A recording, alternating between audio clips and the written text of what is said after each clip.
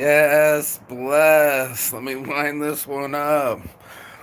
Boom, baby, boom. Rise and shine. It's your morning marijuana motivation time. God, I love that smell. Oof, get my nipples hard. Damn, it's Taurus Life, Zodiac's on shirts, your boy Marky Saint. You know, we getting it in, shall we? Making it happen. This whole area is a disaster area. Everything's getting replanted. So it's beautiful to be able to see new life. You know, everything can be a new life. And this morning, that's what I'm going to talk about. I want to talk about the new life, the one that we live with, the knowing that we have psychological issues. Welcome to Saints Addiction. You know what I'm saying? Get yourself a blanket on shirts. $60 for the homies, any image. I'm gonna start growing big with photos on blankets. But when I'm out in life, right? I mean, I'm gonna sit out there. I got something to do on the computer. But when we're out there in life and we're going through the motions or experiencing this thing called life, some of the telling things that I learned, and I could just jump into it thanks to Robert Greene and a lot of this unfinished business of my life. I can look at my life and say, oh shit, that's the reason I do what I do. Oh shit, that's why. Oh, backpack, $60, holler. $60, $60, holler, holler. You already know. I wanted to, there's no water, jump into this, shall we? Let's just jump into it, shall we? Because I know it's important, to know our own psychology, to be able to see why we are a we, why we are the way that we are. And it's interesting to me, but most importantly, it's important to know why I am the way that I am. And I need to know what kind of unfinished business I'm living. I wake up this morning and I'm looking at Yosemite. This is where my child was supposed to be born. We were here making a child, and I'm emotionally connected to it, but I'm also emotionally connected to my parents getting divorced, and that love can end. And I learned that lesson the hard as a kid. Get into this, we can show you guys, but I was just listening to Robert Greene this morning, and it sucks to have unfinished psychological business. It's not all of us, but the truth is it's most of us. Most of us have something inside of us where we are literally dealing with suffering. We're literally still in our heads. Let me go into the shorts here. I was just watching it, but I'm gonna replay this for us. But just knowing our psychology and leveraging that, just so we know why we're doing what we're doing. Oh, you had a narcissistic father, now you want to date narcissistic men. I have a narcissistic mother, so I was dating narcissistic women. I had to find out, because of this book and because of listening to this dude, why am I doing the things that I'm doing? Why do I keep putting so much energy into MILFs? Am I trying to fucking redo my childhood? Am I caught in my own exposure? Thank So you. I was asked sometimes questions. on it. You can't necessarily analyze it yourself, which is why you might want to go into therapy. Or you might want a spouse or significant other or someone you love and trust who can tell you these things. Because sometimes it's very hard for you to have any kind of distance from them, you know? And that's what I was something that's heir apparent can be distance from our own psychology. Something about us not knowing here. I need to get to the part where he was talking about. Possibility. They're very, very deeply ingrained in you. And you have to be able to look at them. So awareness is everything. The ability Talk about it to every look morning. at yourself realistically and understand you're saying see things as they are, see the world as it is. It begins with yourself. Seeing yourself Broken as Vapes. you are, right? And Token of seeing that Roken at your adult self smokingreview.com. that's so 30 confident bucks. and has this, this way about the world My is adult self. covering over some wounds some vulnerabilities from your deep childhood. Not everybody, but most of us. So most of us are walking around with our default face on, resting bitch face, going through life, really masking the depths of ourselves. And it's to know thyself, to go like, okay, I woke up or I grew up and I created an outsider shell. I'm like Voltron. Every piece of me from my childhood, from my psychology, the way I learned about people and myself started to develop me a certain type of way. And it's evident from my environment, it's evident from my parents, it's evident from my unfinished business. And this is what really got me, that I would try to fix my unfinished business, that I would save a single mom like my mother, be this awesome father, maybe stepfather, and show up and it would just work out. And it turned out that the other half of me showed up and showed out. The other half of me that was fear based and pre attacking. You know, there's a couple times when I was dating this girl and it was really eye opening for me, but I'm sitting there in her house, she's ignoring me, and I'm on the couch. I might as well be the couch. And I'm looking at all these toys of children I don't know. And it kind of gave me a bit of a panic attack. Like, this is my life. No more running around on Thailand beaches having the time of my life. I need to stop. Last night I had a deep thought and go, Mark, if the child was important to you, you would have never traveled to Brazil again. I've already been once. I wanted my friend to go, repay him for, helping me out, and wanted him to have that experience, but I should have never traveled when I had a child. It's a new experience to me to not want to be the selfish version of me, the one that works all these hours my whole life so I could be free and develop this life that I thought it would be. It's not as it's the same as what's in my head into reality. The guy was talking about, you want to talk about ego. Most people have an ego based on things they haven't achieved yet. We've blown ourselves into proportion where now we're telling 3 lies every 10 minutes on average. We aren't so comfortable in our skin that we don't know who's what where. Let me see what's going on with my phone real quick. Oh, wow.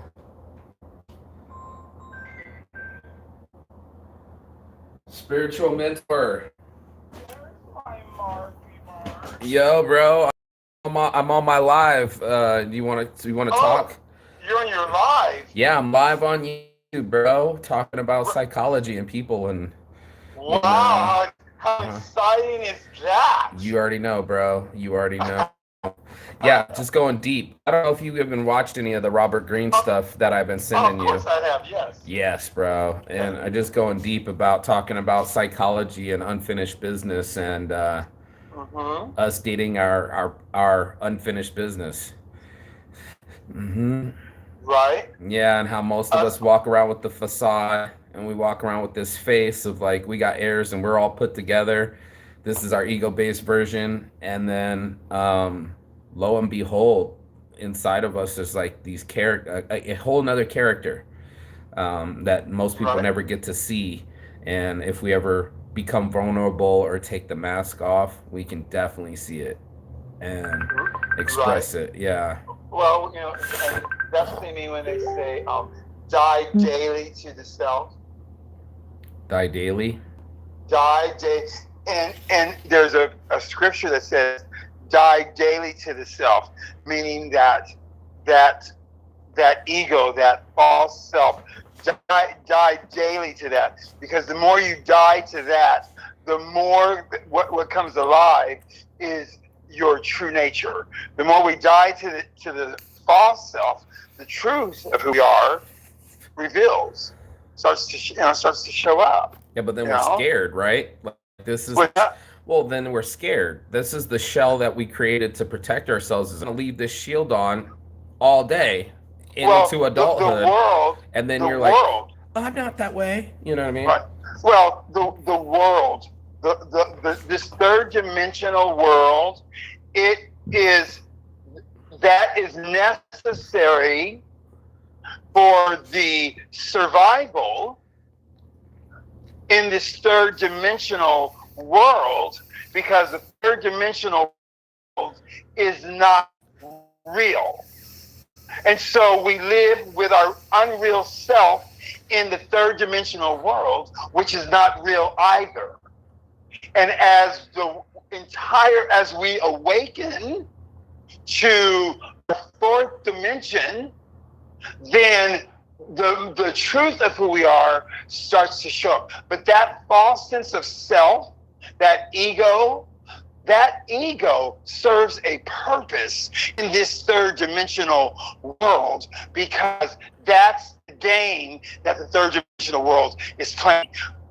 This that we're living is a lie. None of it's real. And it's all an illusion. That's what he was saying. Is like the realness of we can't keep hidden. Like 95% of it is body language. I thought it was 80%. He's just throwing out a number, but when you're thinking like maybe your face, sure you had envy, maybe your face didn't show it, or any kind of our 7 deadly sins that go across of our faces and our body language, and we act like it doesn't. You know what I'm saying? Right. Oh, he's dating someone else. That I don't care. 10 shots later at the bar. Right. Well, you can't. Right. She's prettier than me. I'm okay with it. Shifts legs to the left. Right. You know what I mean? Like we're trying to hide like children. Like I literally saw someone the other day. I told someone I was at the print shop, and she handed me a little stack of 100 flyers, 1,000 flyers. I'm expecting like a bulk. You know what I mean? And you could tell on my face immediately. I was like, hello. And then her face, her body starts leaning up against, her hands down like she's a 5-year-old that just didn't take a cookie, right? They're not saying nothing. They're holding their breath just like a child. And you're like, did you eat that cookie? And she's like, I don't know. I don't know if it's supposed to be 1,000. That's not my job. And total deflection, total 5-year-old. I saw a grown-ass woman about 50 years old turn into a 5-year-old to not want to accept responsibility or accountability or be an adult in this situation. She turned into she was 5, kind of looked down at the rock, put her hands in her pocket. I don't know if I ate that cookie or not, And you're just like, really, dude, you're 50. Why are you acting like you're 5 right now? That's the way she accepts accountability. That's the way she takes responsibility. She wants to be it was so funny. She wanted to be basically a non-player token, right? Like we'll dumb ourselves down and be like, no, I'm a non-player here. I'm just a player in the background of the video game. You can run over a GTA at any moment and go up and beat up. I'm a non-player. Fear. Very much so. I'm in trouble. Let me cross my legs. Let me cross my hands. And now that I've been into this, dude, I've been just watching it more myself, right? Like, what are my fear responses? When do I start acting like a 5-year-old and I did something wrong and turned out I couldn't accept it very well. My ego didn't want people to think less of me. So anytime that they were critical of me, it was like, you don't fucking know me. You know what I'm saying? I'm jacked up. You know what I mean?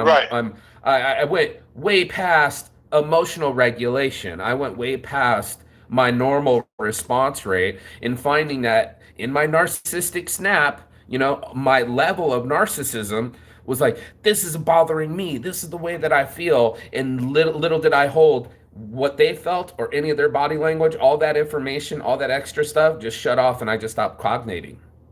I didn't think well. Right. And I'm just like based off of my ego trying to protect itself, my ego trying to protect me from a woman leaving me, like my mom left us as kids, or the end of a relationship. I pre-game this stuff, let me leave you before you can abandon me. Right. Which can be seen as a way that was in place because it was for your survival. A perfect example. Let me give you this example. My mother died when I was 5.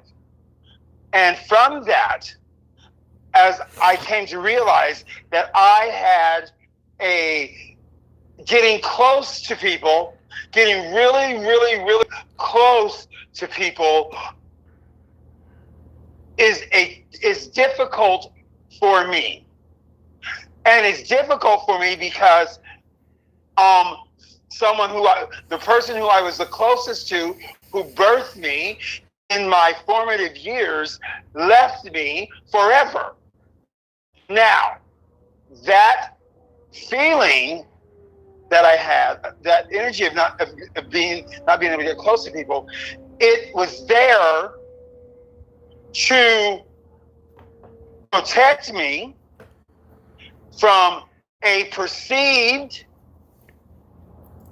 feeling of being left. Now,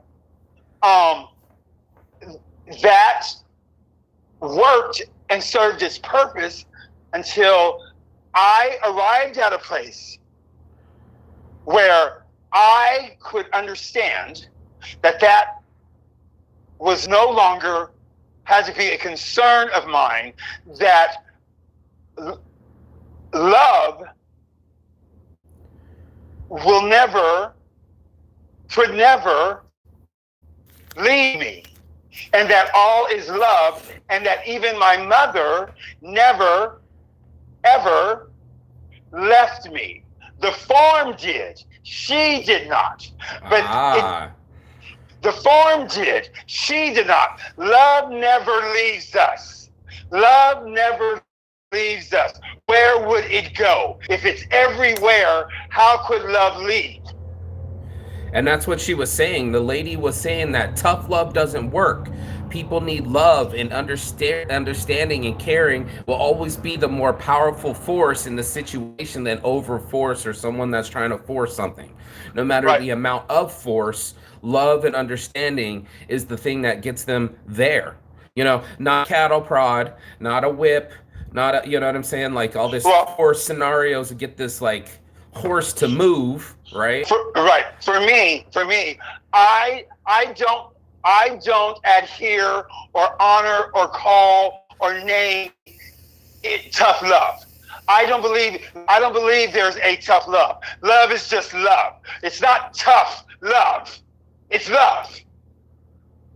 Now, it may be difficult for us to express that love in that moment, in that situation, but love is not tough.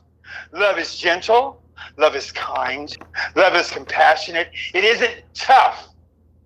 And when we hear that, because that word has been given, that title has been given to love, because it was tough. What was tough was it was tough for the parents to discipline their children and not give them something that was going to destroy them. That was tough. But the love wasn't tough. The decision to discipline was tough. Love's not tough. Right. Interesting. Yeah, I mean, I think about you all the time when I'm processing this thing, because you're just better at love than me, you know? Well, like, you know, I wouldn't say that. You can say that. I'm not going to say that. I'm going to say it multiple times. It's just so weird because it's like, you know, I mean, well, first of all, a love teacher and the love shirts, I mean, it helps. But in all of our character, right? I'll give you the case in point. Yesterday or 2 days ago, like recently, the homie called up and said he wanted to kill himself. Okay. Had a plan, you know, had the gun. I saw it on the screen and I was just like, well, listen, bro, not for nothing. I kind of just went through some of this myself. And not to give you the same tough up bitch speech, the tough love speech, you know, I turned a opposite cheek, you know, decided, you know, to be empathetic. Right? Like he didn't need that tough love speech right then and there. Now wasn't the time. You know what I'm saying? Like I had to pick a better strategy. Right. Okay, so I'm over there and I'm going, okay, this kid's crying, gun in hand. I want him to live. I don't want him to die. I've also had my own suicidal thoughts. And I'm sure we've all been there where we were kind of on a ragged edge and saying that I've lost better decision-making capabilities. And in my emotional state, all I can see is this one way out, right? Like I'm just so in my own fucking zone that it's probably hard for somebody to put a foot up your ass when you're that deep. You know what I'm saying? Like you're just already asked out. You're already really planning it. You're already really emotional. In a logical approach, somebody coming over here and go, well, you got a lot to live for. And I mean, I don't know what the strategies are for people, you know, that are jumping from buildings, or how do you talk someone down from those kind of high. Sometimes you can't. Right, and I didn't want to be the guy that said the wrong thing and he jumps, right? Okay, so I'm in the other vein where it's just like, look, dude, all I'm going to tell you is that I've been reading these Robert Greene books, and it's really interesting, and I didn't have to just really drop his name, but I've been telling him about it and sending everybody the videos, right? And one of the things that hit me was one of the stories was the guy who's actually one of the founders, ended up becoming one of the founders of a psychology breakthrough in psychology itself. But he said, okay, straight up, I'm going to kill myself. Without a doubt, I got a plan, but now I'm going to do it from a year from now. And in this year, I'm going to be radically responsible. I'm going to be extremely accountable for all the decisions that I made and the outcomes and the feelings that I'm getting from for a whole year before I kill myself, right? So like I'm for sure going to do it, but now I'm going to try this strategy. This other, man, just trying this different strategy with him was just so amazing, because I was like, check it, bro. Not for nothing, that you don't know what the next day will bring, you know? Absolutely. I mean, our brains play tricks on us to say that because this happened in our past, it will happen in our future. We assume to be Nostradamus, and that the end is exactly what we predicted it would be, right? And I'm almost like Nostradamus. We kind of secretly plan it that way, where we're like, yeah, I told you so. I told you she'd be a bitch, and like, yeah, because you came with your bitchy attitude. You know what I'm saying? Like you're predestining your outcome to be the way that you thought so. And I'm like, I'm over here going with the guy, and I said, well, before all this stuff, and I mean, I could have said you're an amazing guy and don't do it, and people care about you and all these other things. It's just like, let's see if we can't change that future now. That hindsight 2020 now. You know what I'm saying? Like, you don't know what your next day will bring. And I said, let's just get my friend on the phone. He's been wanting to make shirts, and the guy's got the equipment, and he knows the guy through this other guy that fucked the deal up kind of thing. And he thought the guys didn't like him because the middleman, right? Like the other guy, those guys got my screens and my art, and they don't like me, and da-da-da-da-da. I'm like, I'm going to put him on the phone right now. I know this motherfucker personally. And he answered, and he was like, I know Marky Saint's only calling about business. I'm not here to fuck around. That's the only reason I answered the phone call. Okay, young man, be here on Monday. We spent $600 for his wife Claire to learn the thing, you know? I will spend $600 for you to learn how to silk screen shirts. We'll teach you, like, we're investing in you. Not only you a referral, but now you have an option to make your own shirts and be taught how to do it perfectly. This is your dream. And a minute ago, and he had a tough time with it. Because, I mean, legitly to go from that lowest of the valley and say, I'm going to kill myself, bro, and have the gun. I wasn't going to tell no one kind of thing. Right? And who does? Who announces it? Today's the day, y'all. Facebook post, right? And then you'd only get cyber sympathy anyway. But, cyber sympathy. I made that up. Thank you. I love that. Yeah. With thoughts and prayers, bro. Oh my God, sympathy. you have got to put that shit on a shirt. Okay, well, I will. You know I love it. It just like they're like, aw. Cyber sympathy. Yeah, I had to make that up. You know it. So, like, I'm just saying that he felt better. He literally could be from the bottom of the valley we all been. Like maybe underneath the water, underneath the river, like deep valley shit. And then to this, all my dreams are right there in front of me. You took him off his tick. Something. You, listen, you, and dude, listen. And it's the most beautiful and wonderful and the most capable thing that we all have. To be able to come into a situation and change the story. Right. Change the conversation. Change the story. Because once you start changing the story that was being told is no longer being heard. I love it. The story that was being told before you change the story is no longer being told. However, he couldn't change the story. Someone had to come in and change the story. It's like a dog. Sometimes like when you're walking a dog and they start barking, and if you tap them on the side or make a noise and they look the other way, you change the story. There was a story that was happening, and when you made a sound, you took their attention away and you changed the story. Yeah. And the problem stopped. Oh, and he literally didn't know where to be emotionally. You know what I mean? Like, 'cause you don't even know where you're at in the mountain. You were like, I was in the depths of the valley, and now I'm on the highest of highs with the opportunity of my life. You know, he's like, I'm emotional roller coaster right now. He's like, I really don't know what to think. That's beautiful. You know, I just said to someone this morning, I said, that one's life, the worthiness and the value of anyone's life only exists in the degree that they are able to remind another of their greatness and of their goodness and of their worthiness of this life. And by so doing that, when I forget of my worthiness, of my greatness, of my goodness in this life,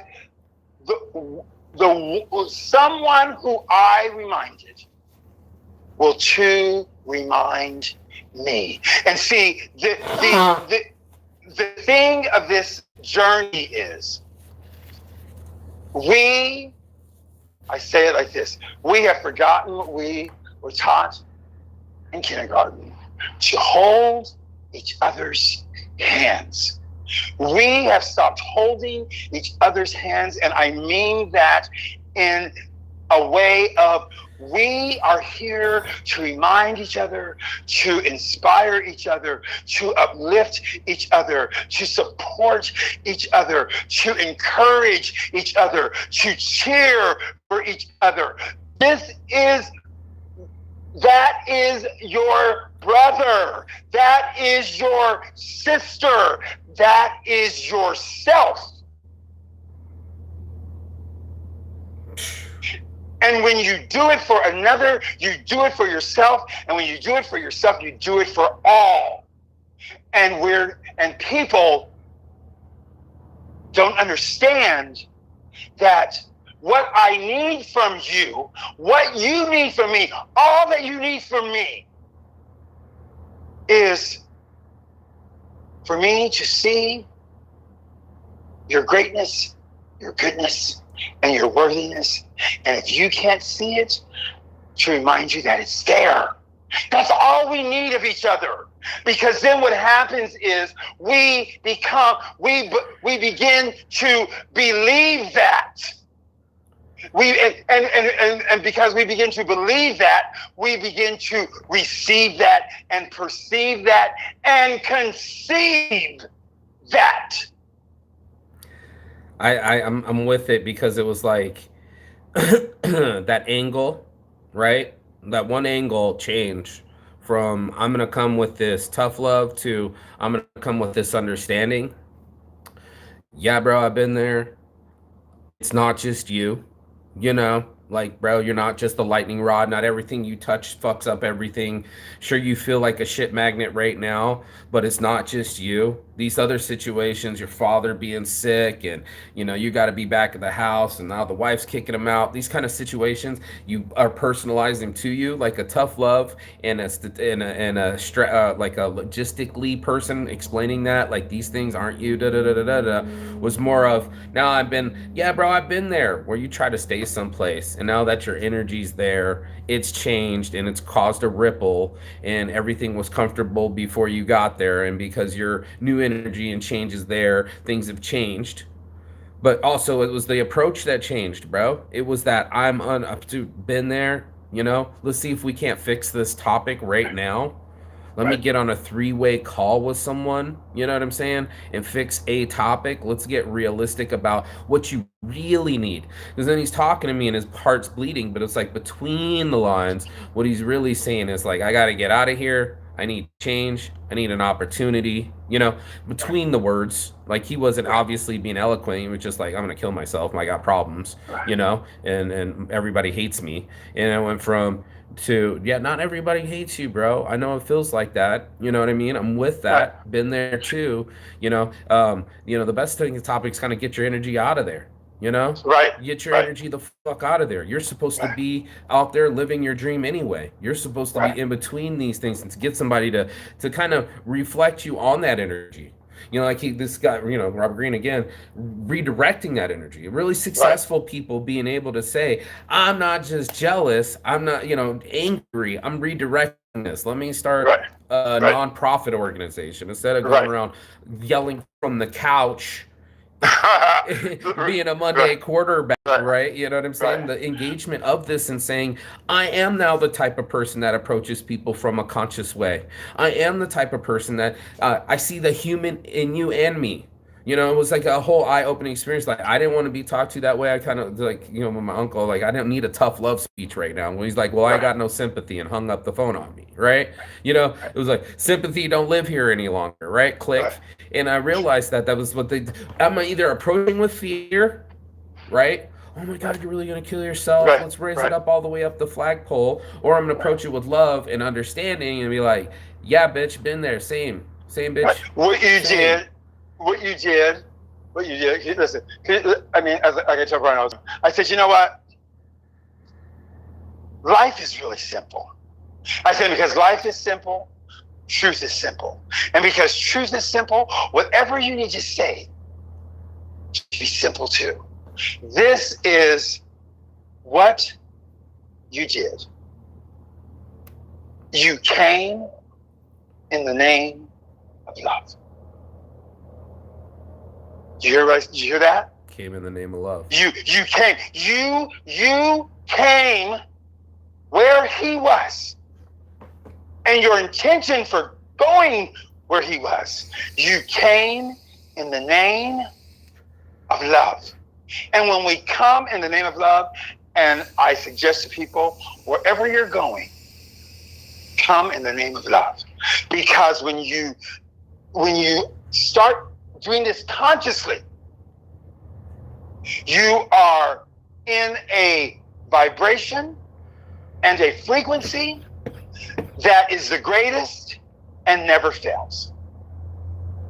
You're in a vibration that is the greatest and never, not sometimes, not maybe, and never fails.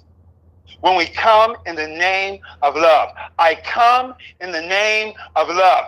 I come wherever I'm going. I'm coming in the name of love. Terry ain't coming because Terry will come in fear and doubt and guilt and bullshit. I'm not coming in the name of Terry.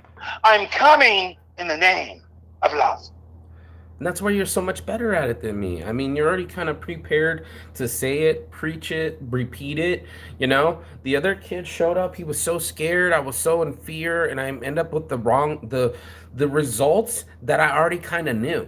This is the worst part: is the pre-predictiveness. I actually did know. I got a flash forward and did know my situation was going to happen, and then to double up on my ego and fear to make sure that it happened.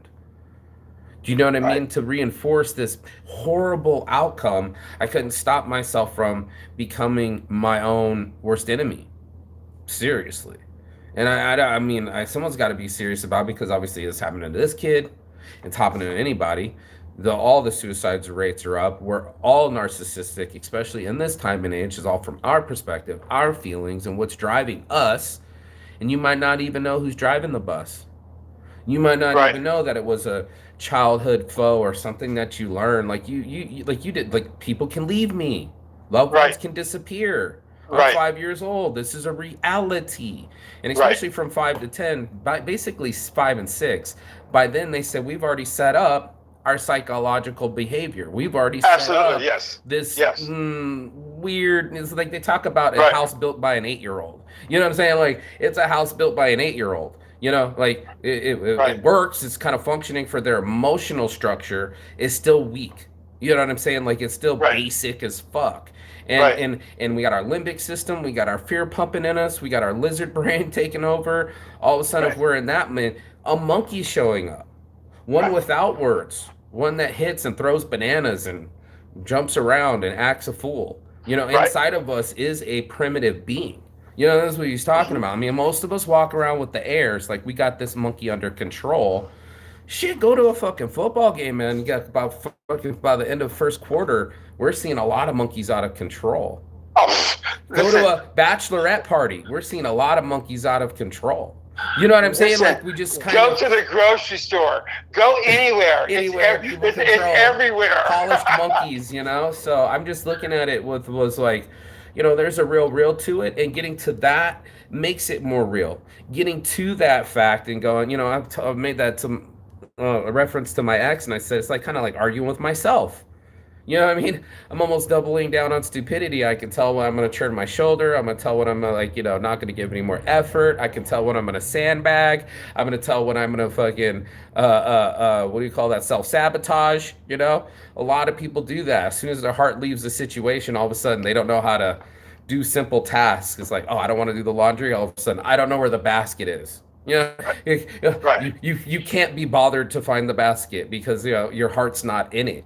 And it was Right. just like, there it is. It's just like, you know, is my fear in it? Is my animal side in it? Is that who shows up? You know what I mean? Right. And did I even know that dude showed up? He's just so my regular. It's my regular mask, almost like grabbing your favorite hat before you go outside. And a lot of people you already know are out there very fearful. You know what I'm saying? They're running around Yes. on the juice, and then I'm figuring it out that you're getting an adrenaline rush on this. Right. You're actually Well, you know, getting a slight buzz we, from it. we show up to this place. This place, you know, I would say, Earth is, you know, we hear heaven on earth. Heaven is right here and now on earth. However, earth is the lie. Heaven is the truth. And what I mean by that, heaven, if spirit is omnipresent, for lack of a better word, I'll use the word God. If God is omnipresent, meaning if God is omnipresent, Here, meaning there, everywhere, throughout everything. meaning everywhere. Then and if God dwells in heaven, then heaven is here on, and then heaven is everywhere too. Hell doesn't exist. Earth doesn't exist. And so what we do is, hell is fear. We believe in hell. People think they believe in God. No, they don't. People believe in the devil. They believe it. People don't believe in God. People believe in hell. Well, I mean, fear touches you. I mean, Right. that was the thing that was really the shocking thing I learned from losing this child was that I can't force people to do shit. You know, No. you always talking about how much love is the force, and I couldn't let love live in that situation. I wasn't very loving at No, all. love is not the force. Love is the power. And dude, and I just was, I'm so mad at myself, and I knew better. In all the classes since I've known you for 15 plus years, nothing was there. My dad was there. The fear, the control, the power. Got to keep this family together. Hands on each other. Super fear, bro. Like, Right. and I learned it. Now I'm looking at it, I'm like, Right. holy shit. The 8-year-old kid that called 911 when my dad was like choking my mom out on top of her, the couch in front of me. I'm there again. The Right. situation was right there in front of me. I even had a flash, and I'm not sure if it was because of the ayahuasca the week before or whatever, but I literally flashed to my dad, and it kind of like Oh, I believe it. I stopped believe me in my tracks, almost like I don't know, you know when Hulk switches up and shit, like Right, right. you know, gamma rays Right. stopped me. You know, I was like shocked, you know, like, and you know, I don't know, man. I'm still battling with it. It's the worst But you decision know- that's but ever you know, happened in my life. right. I'm having tough times to grips with it, and I know there's Right. other people out there that they've done that, where they were just like the wrong them showed up, he's talking about it in Robert Greene again was just go like, look, the psychology's there. Our character's in us. That primitive being is in you. So it's like, Yes. you know, oh, that wasn't me. I'm sorry. I didn't guarantee No, yes, it was you. that is you, and 2-3 times more going to be you. So like, I mean, I don't know if it's you become the friend and go sit down and go, okay, dude, we got to talk about character flaws. We got to talk about character speech. Is it you're going to be Gandhi and walk around with complete empathy all the time and just be a loving being, even though people are out there kind of being assholes sometimes, you know, cutting you off at the gas tank or right. Well, you know, where are you at with that? Like, how's that even? You know, you move through this space as a beholder, as best you can, as an observer. You know, what happens, what we do is we move through this space as a participant instead of as the observer. You know, when you move through the space as a participant, you experience with all the participants and those who are participating experience. When you move through the space as best as you can as the observer, you are witnessing what is unfolding, but you are not participating in it. You are not affected by it because you are the observer. You are looking at the picture and not being part of the paint. Wow. I mean, it feels so visceral. This Matrix game, I mean, you're in it. Other people are right next to you. And instead of reaching over and going, yeah, we both just came down this like pink sludge, it's more of, I feel that's where the ego, narcissism, and the fear comes in, is that we're like in separate journeys when everybody's human. So it's like that approach to come to someone and just like, I'm not even thinking while you're talking, like I am a human too. You know, I'm a human too. You know, just to reflect it to other humans, like me too, bro. Breathing, shitting, mistaken. You know what I mean? Like on that level of like a Me Too bitch, you know, the Me Too movement, you know? Yeah, me too. I'm human too. Today, I'm looking at you with my judgmental eyes like I've never had a credit card not be declined in a public spot. Right. Well, you know, I've never cut anybody off in traffic. I've just been a perfect driver. Right. You know what I mean? And that's what we have to do. We have to tell our story too. And what do I mean by that? I say to people all the time. I had this guy, I was talking to him earlier today in the grocery store, and he had said some harsh things about himself. And I said to him, he had been telling me about his daughter. I said, don't try not to speak to yourself in a way that you wouldn't speak to your child.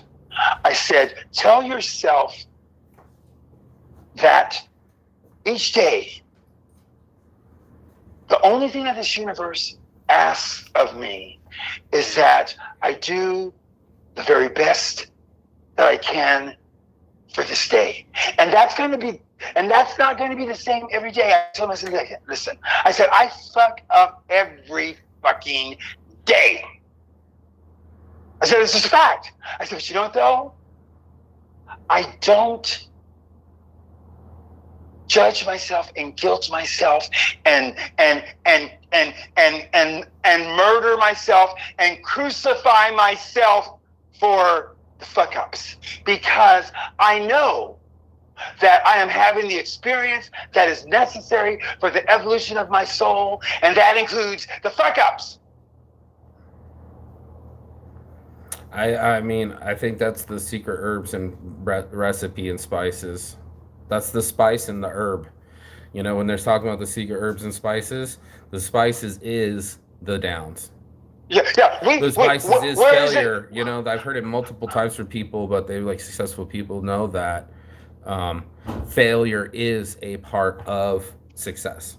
And they don't want it to be, and I know I for sure didn't want it to be. I'm like, got my shop. You had a shop, you know, where, you know, the raw juice, and we want it to work, and we're putting all this energy and money into it, and then it doesn't become successful.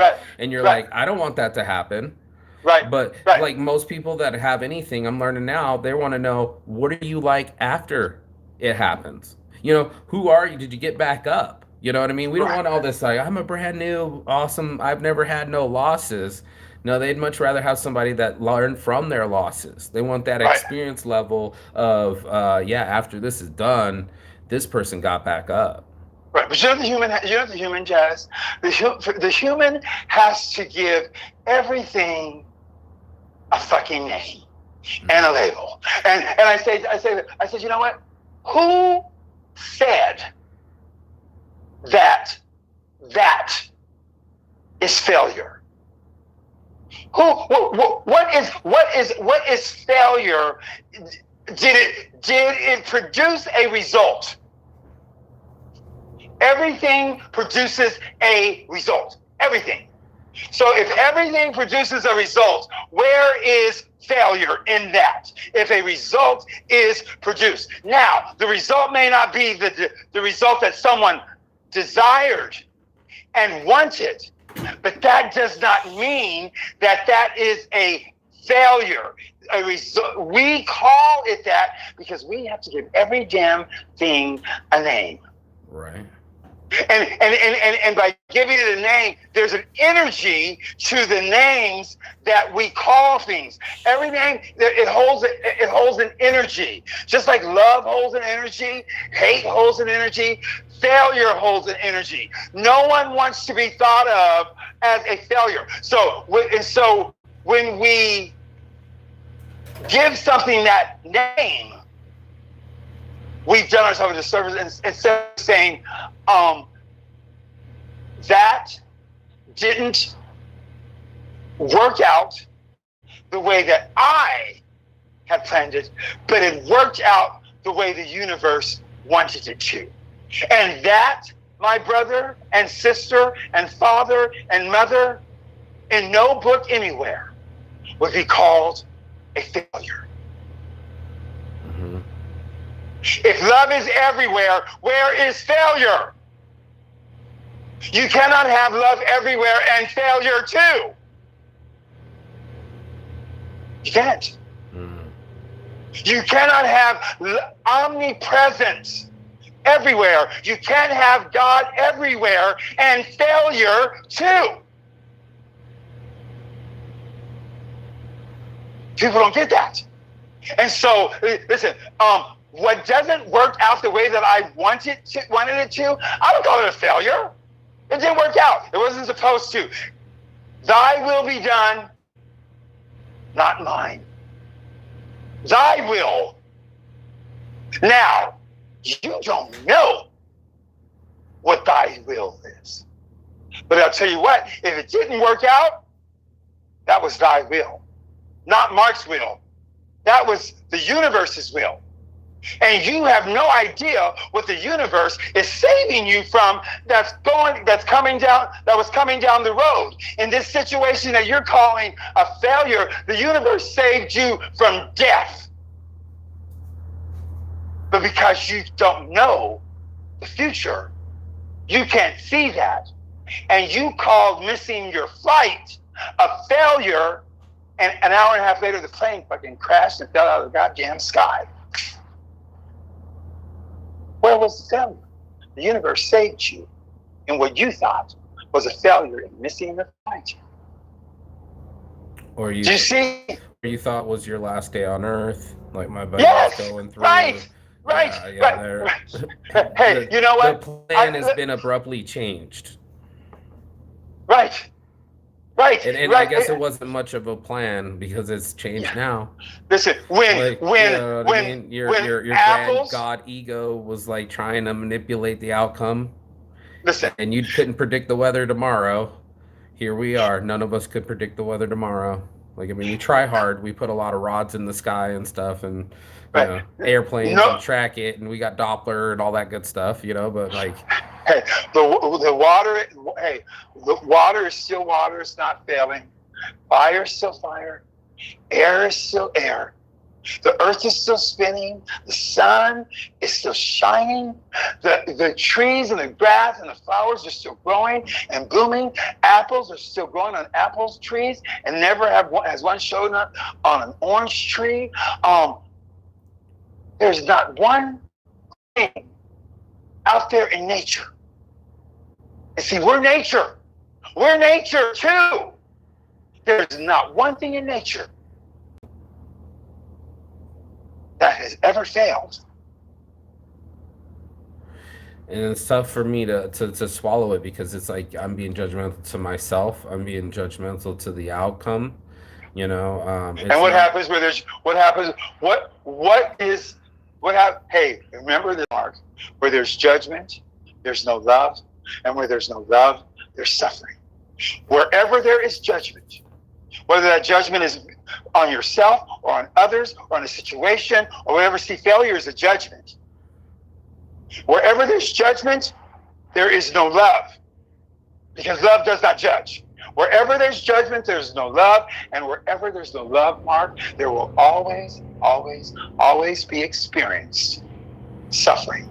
And then how do you do that though? How do you, it's a practice. Definitely, but like when you're sitting there and, obviously you don't get the outcome that you want, right? Uh-huh. But you all sit the time. there, yeah, all but the you time. sit there and you Monday quarterback yourself going, I missed that play, I missed that block, I shouldn't have said that, I shouldn't have did that, and then my outcome would be what I wanted it to be, or I had a chance at it, rewrite history.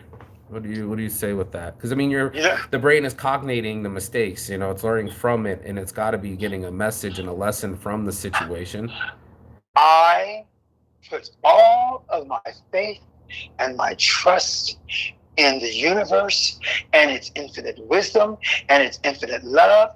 It has sent me here to this earth, into this expression. I had not one damn thing to do with it.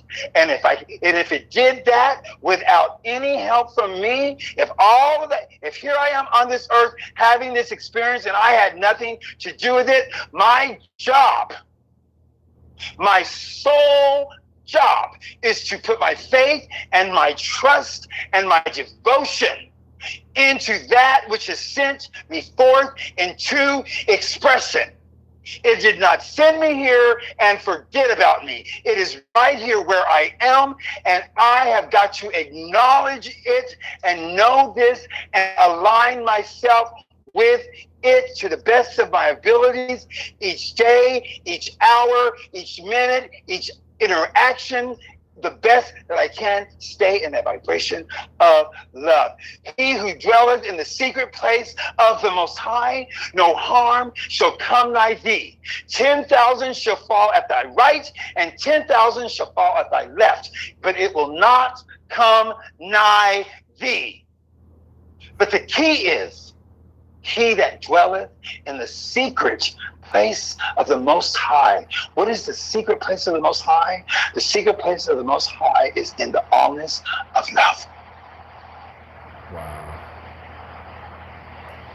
It is the allness of love, and it is a practice, it is a discipline. And let me tell you, my friend, my love, Mark, I did not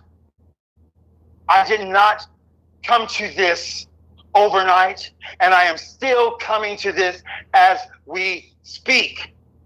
It is a practice. It is a discipline. We put our attention on everything else when all we are asked and assigned to do is to dwell in the secret place of the Most High.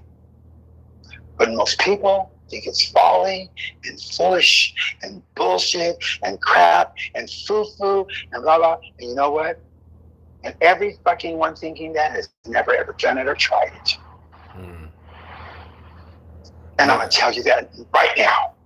Everyone who's thinking those thoughts and saying those things has never done it or ever even tried it. I remember when I got my saltwater tank, and everyone was like, oh, God, saltwater tanks are hard, saltwater tanks are hard. And then I started asking, have you had a saltwater tank?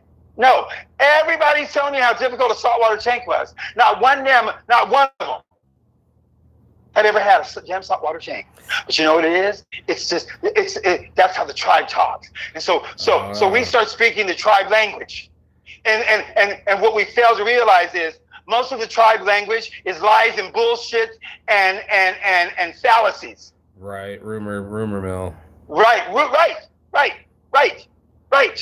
I want you to fear with me. I need somebody else in this foxhole. Can you come in here and think Right. the same? And I mean, he talks about all the time, like you'll bond your psychology to other people that have the exact same psychology. Like Right. if you want to really win a friend over, agree with everything they like. Oh, you like baseball too? I don't find baseball boring at all. Let's go to a game right now. Why are we still standing? You know, you just made a new best friend. If you can, You mean yeah, dude, and love what you love. Man, I love Whitney Houston. She's the Oh, shit. yeah. So you're like, You're- friends for life. you're so right. You make me laugh because I have this friend.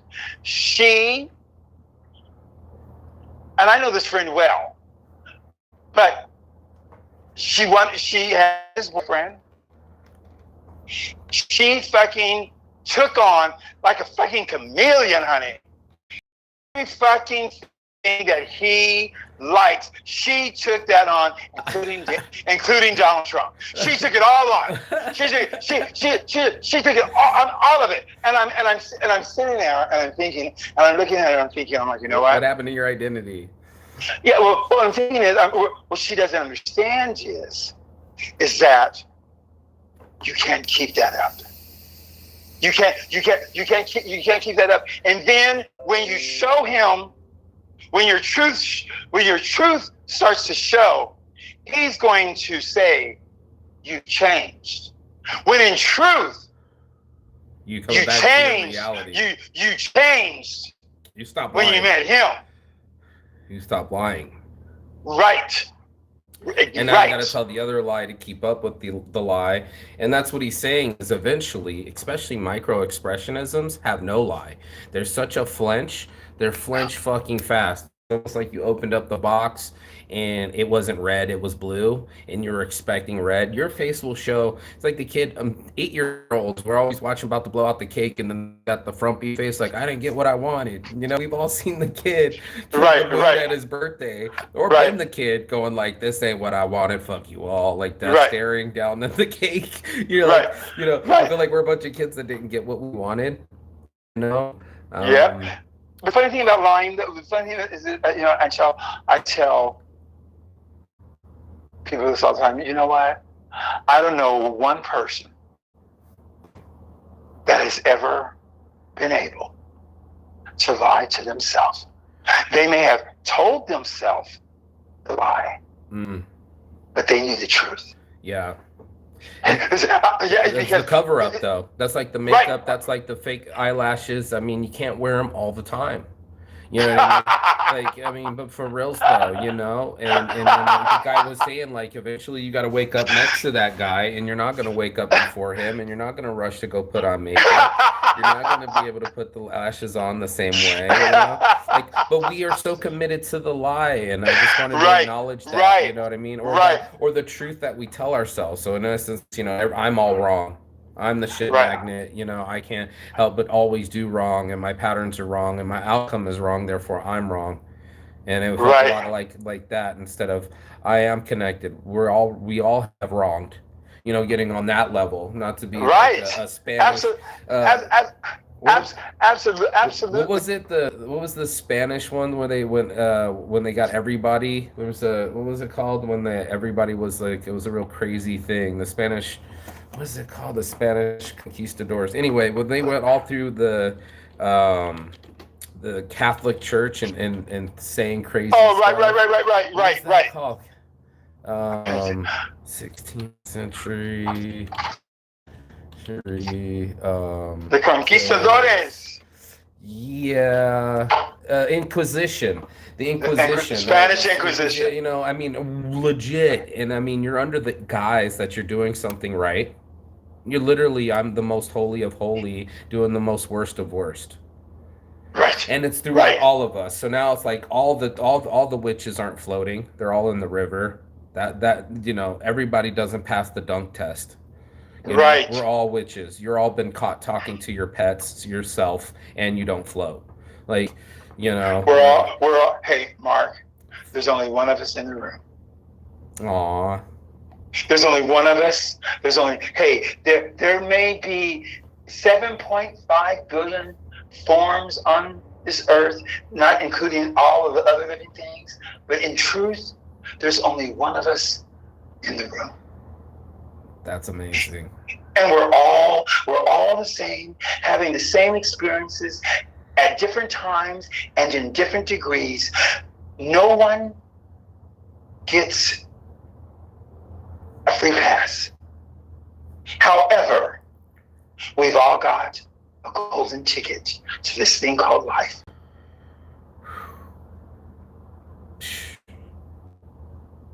But that golden ticket got one person the prize.